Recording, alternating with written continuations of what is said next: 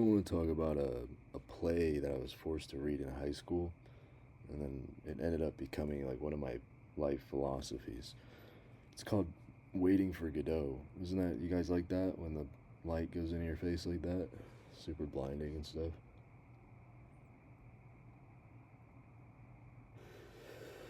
Waiting for Godot, without ruining anything, is basically these two dudes on the side of a road in the middle of nowhere out in the country, and they don't know. They just kind of woke up and they're there, and they kind of have amnesia and they forgot why they're there. And the two dudes represent the two archetypes of human beings. But one dude, when they ask each other, what's going on? What are we doing here? And the one guy's like, yeah, we're waiting for Godot, dude. Godot's gonna come and tell us what to do. And the other guy's like, well, what if Godot never comes? What are we gonna do? How are we gonna spend our time? What are we gonna do waiting? And it's a perfect analogy for life. Is that there's a lot of people that are waiting on someone or something. You can call it God, you can call it a sign from the universe, you can call it their parents, a mentor, something to show up in their lives and tell them what to do. And there's a second type of person that's like, what if that thing never comes? Let's do something right now. And the first dude thinks the second dude is a fool, and vice versa, right?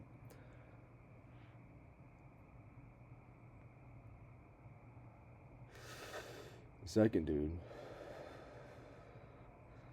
who's like, what if no one ever comes, is constantly talking, is trying to bring up conversations. He's saying, oh, let's play catch. Let's try to climb that tree. Let's do this. Someone comes along and he's like, oh, let's talk to them. Let's see what they're up to. Let's do this. And the first guy's like, no, we can't. We can't do any of that. We got to wait for Godot over here. And I always think about it, man.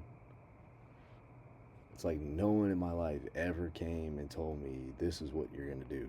It's just always been me trying things, experimenting, trying something new. 99% of the time it all fails, but I'm trying things, and I realize that I'm here on earth, maybe not by choice, but I'm gonna make it worthwhile, And I think that's a life philosophy that people can take with them from reading this play, is that our time on earth is limited, and we have absolutely no idea what we're doing here. No one does. No one has ever known, and no one will ever know.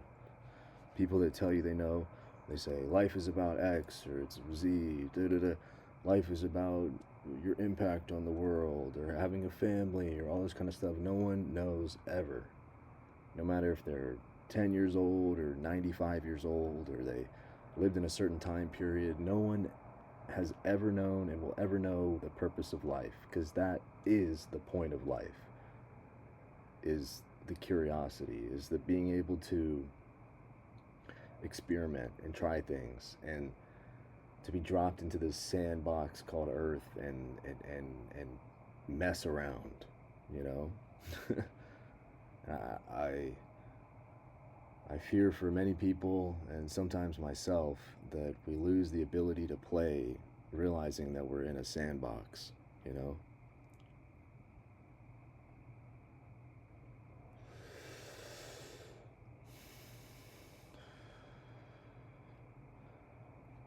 And I hope that, maybe watching my videos or something, or even talking to me in person, you can understand that, like, this thing is a game, man. And if you don't press all the damn buttons on the controller, you're never going to find out all the cheat codes, you know? L1, R1, R2, L2, down right, exit.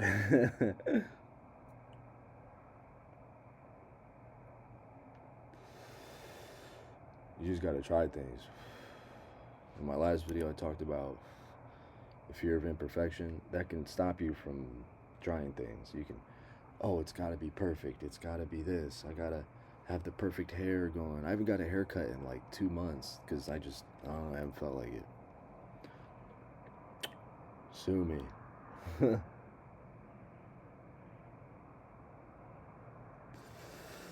Maybe one day I'll feel like it. Maybe one day I'll do a mohawk. I've done every hairstyle known to man. Dyed my hair green at one point. Mohawk, faux hawk, buzz cuts, long hair, short hair, everything, man. I've worn every style of clothing there is to wear. I was the only kid in high school who like saved up and would buy like formal wear, and I'd wear like used penny loafers and like suits and stuff to school. Everyone was like, "What are you doing, dude? This is school. Like we're just sitting here in sweats." It's like, man, maybe I want to dress like I'm a businessman.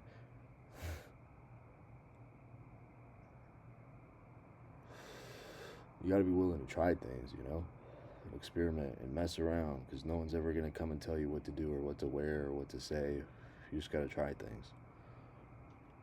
I remember I was like 11 or something like that, and my dad sent me on a trip to go see like my uncle in San Francisco, and it was like the first time I went on a plane completely by myself.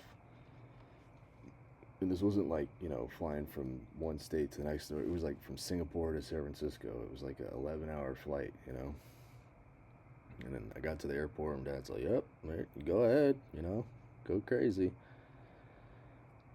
He checked me in or whatever. And then I remember walking through security and they're like, "Where's your parent?" And I was like, "I don't know. Like, I'm going to San Francisco." And I got to the gate and the same thing. They're like, "We can't let you on this flight without a guardian because you're 11 years old." And I'm like, "What do you mean? I'm going to San Francisco to see my uncle." They let me on the flight, and they made one of the flight attendants my like guardian or whatever. And she would like check on me every 5 minutes. "Are you okay? Are you okay?" And she was so nice. And she was like, "You want a magazine? Do you want a book? Do you want a newspaper?" And I was like, "I'll take The Economist." And I remember sitting there pretending like I knew how to read or understand anything that I was reading in The Economist, and just flipping the pages like, "Mm-hmm, yes, financial matters."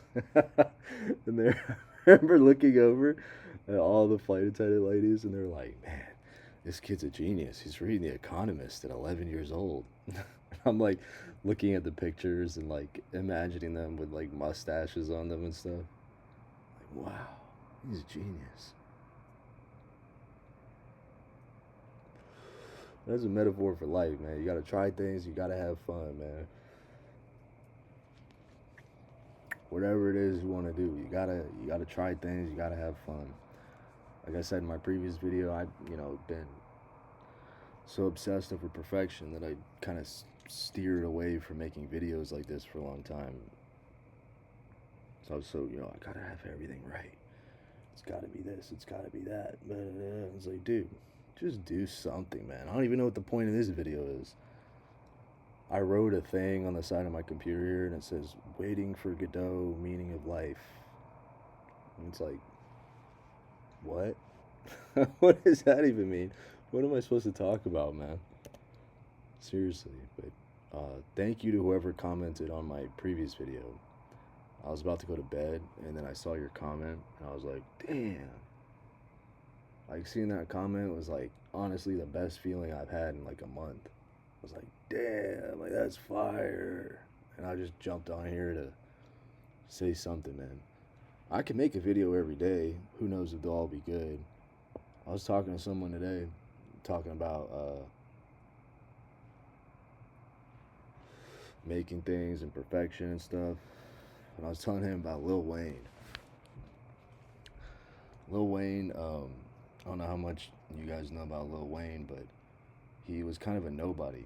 But he started really young, and he knew that he was good at making rap music and stuff. And he was like 12, 13 years old, booking studio time. And I might have the dates wrong and the ages wrong and stuff, but when he was like 14 years old, this dude in 1 year published 1,000 songs. Not like thought about or like half worked on or something. A 14-year-old published to the world 1,000 songs in 1 year. Because he just knew he had it in him, and he didn't know which one was going to be the one, but he knew he had it in him. And he just produced. And it's inspiring to me to hear stories like that of people that they know they have something inside of them, and they know the only way to get it out is through experimentation and trying things, right? Even now, I don't know how long this video should I have another cigarette? This is one of my last days of smoking cigarettes for a long time. I'm about to do another liver flush tomorrow and get a bunch of junk out and stop smoking cigarettes. Because I did a liver flush a couple weeks ago, and I felt amazingly better. And then just the other day, I looked up Andreas Moritz, the guy who kind of pioneered the liver flush and what he thinks about cigarettes. And it was like, cigarettes are one of the biggest causes of stones. I was like, fuck. So we're stopping cigarettes, you know. But yeah, waiting for Godot, meaning a life. That's what the computer says, man. So, like, if I make this video too long, I feel like it has no retention value whatsoever. But the previous video has like 5 views, so who cares at this point, right?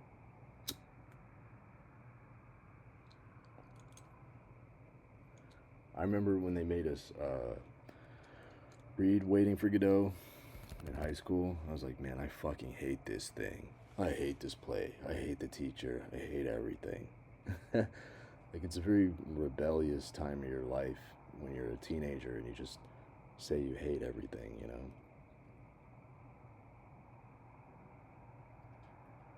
Someone would tell me something and I'd be like, anything. Someone would tell me anything and I'd be, fuck you, man.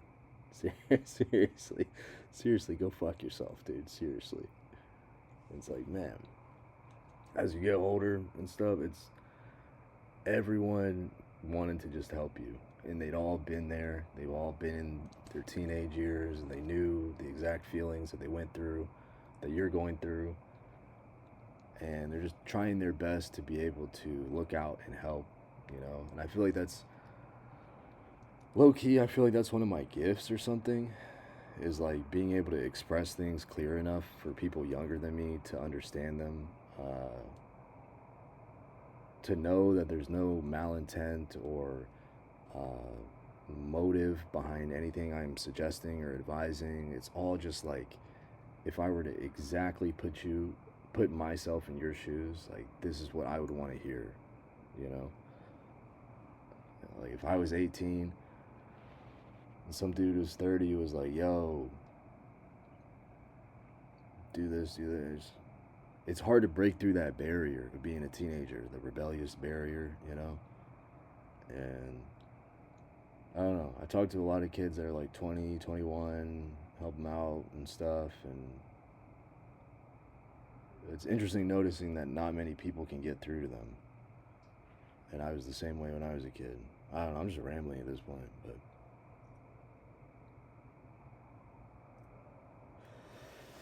you gotta try things. You gotta experiment. Kind of feeling out of energy. There's a folder on my computer over there. Hello.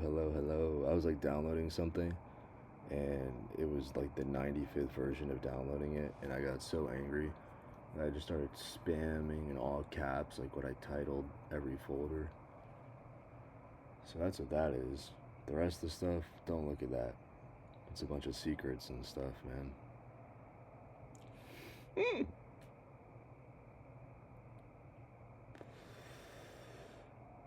It'd be cool if people find this video, because it's so pointless. But that's the point. Damn. That's the whole point of life, is that there is no point, and that you just have to try things, and that you're gonna walk in circles your whole life, and you're gonna die walking in a circle and not knowing what it is you're doing. My grandpa was Really cool guy. He was like that type of old dude that, like, you know, you pick up a bottle of sauce from the Chinese restaurant that you're at, you know. Oh, in 1974, they actually switched their chili peppers from Thailand to Cambodia as their primary sourcing country. It's like, dude, how do you know this stuff, man? And everyone in his family kind of just blew him off because he's always talking and telling stories. Oh, in this war, they did this, and there was this thing, and a giant B 2 bomber that weighed 564 tons. It's like, dude, how are you pulling all these numbers out of your ass? Um, and for his last few years of his life, he like lived on a cruise ship. Like they let him like live there for free in exchange for telling stories. And he would just go up on stage on all, you know, whatever Virgin or whatever cruise line. There's another one, I'm blanking on the name, but Princess, another one. And he would just tell stories to old people about anything. And maybe it's because I have some like Irish lineage in my genealogy. But I come from like a long line of storytellers, man. And I feel like it's almost like some kind of duty to keep the torch going and tell stories, because everyone else I know who has my last name kind of gave up or something, you know? And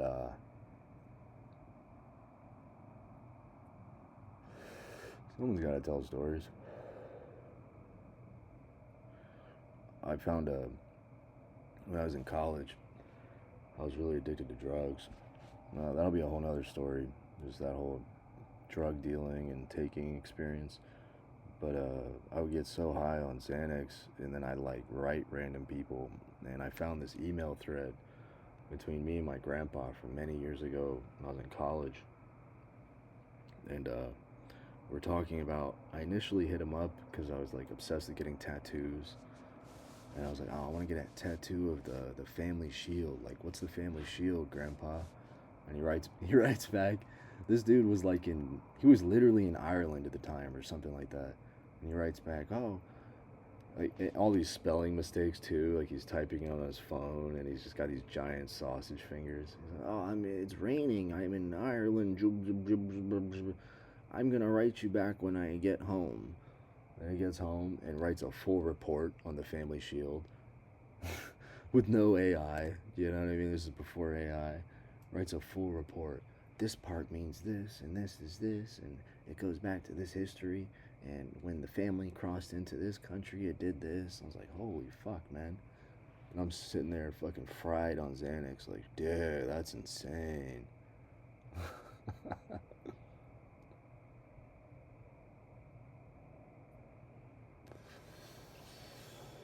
Alright, man. That's enough for this video, I think. But thank you to whoever commented. Made my day, made my week. And I'm going to continue to make videos. I don't know if they're going to be every day, but because who cares, man? No one's going to come and tell me what to make or do, and no one's going to tell you what to do. So if you don't try things, you're going to evaporate into nothing. And I don't know about you, but I don't want to evaporate, man. I want to stay solid. 10 toes.